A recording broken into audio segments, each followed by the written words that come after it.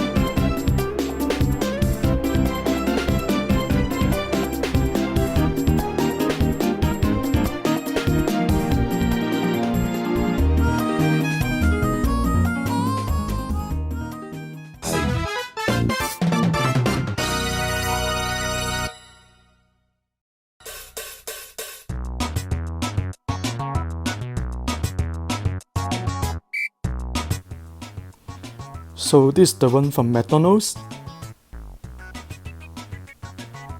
And this is the one I made.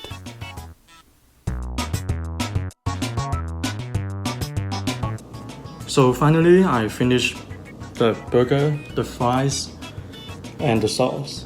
And also there's a drink too. So let's see, is it good or not?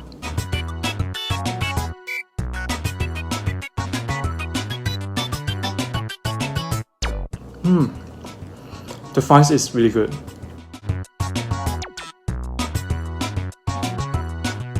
Let's see the burger.